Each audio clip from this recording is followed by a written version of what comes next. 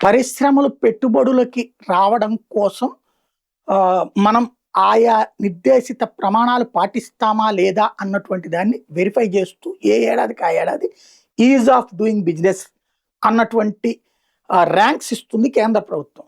ఇందులో గతంలో 2014 తర్వాత నుంచి మనము తెలంగాణ ఫస్ట్ ప్లేస్ కోసం పోటీ పడ్డం. కంటిన్యూగా ఒకటి జగన్ వచ్చిన టైంలో ఒకసారి 2వ స్థానానికి వచ్చిందని పెద్ద రచ్చ నడిచింది.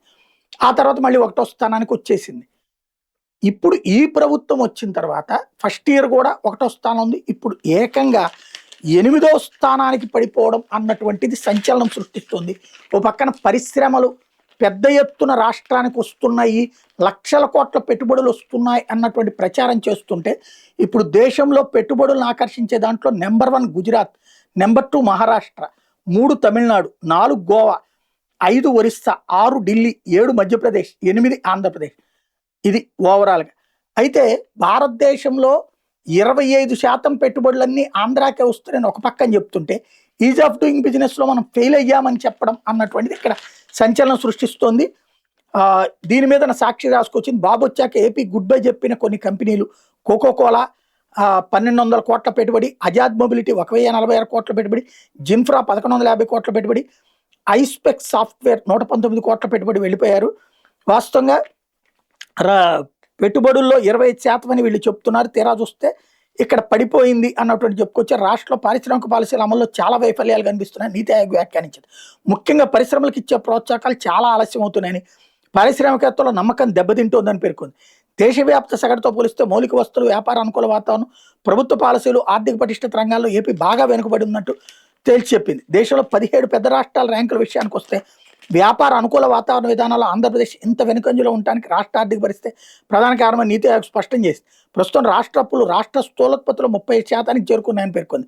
ఇది పెద్ద రాష్ట్రాల జీఎస్డీపీ అప్పుల సగటు నిష్పత్తితో పోలిస్తే ఏకంగా 13% అధికంగా ఉంటుందని వ్యాఖ్యానించింది.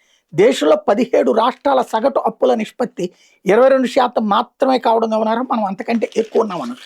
అయితే ఇది గనక జగన్ టైంలో వచ్చుంటే అప్పుడు 2వ స్థానానికి వస్తే తెలంగాణతో పోటీ పడే సందర్భంలో రచ్చరచ్చ చేసి వదిలిపెట్టే పత్రికలు ఇప్పుడు చూస్తే ఈనాడు కానీ జ్యోతి కానీ అసలు ఫ్రంట్ పేజీనే ఆ వార్తను రాయలేదు. లోపల పేజీలలో ఒక జనరల్ వార్తగా రాసుకొచ్చినటువంటి పరిస్థితి. అది కూడా వీళ్ళు రాసుకొచ్చినటువంటిది ఈవెన్ ఈ అప్పులకి సంబంధించి కూడా అట్లాగే లోపలే రాసుకొచ్చారనమాట. అసలు విషయాన్ని జాగ్రత్తగా పక్కన పెట్టేసినటువంటి వ్యవహారం నడుస్తుంది.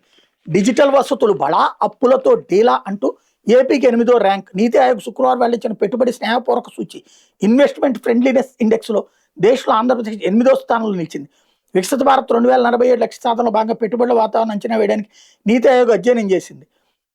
మౌలిక వస్తువులు 25%, వాణిజ్య వాతావరణం 20%, వనరులు 15%, నియంత్రణ సౌలభ్యాలు 12%, ప్రభుత్వ విధానాలు 10%, వ్యవస్థాపక పరిస్థితులు 6%, రాష్ట్ర ఆర్థిక ఆరోగ్యం 7%, పర్యావరణ సహనశక్తి 5% విభాగాల్లో 953 కొలమానాలను పరిగణలోకి తీసుకుంది. ఇదంతా ఇక ఏదేదో రాసుకొచ్చారనమాట. బట్ అసలు విషయాన్ని పక్కన పెట్టారు. ఇది అసలు పాయింట్ ఇక్కడ.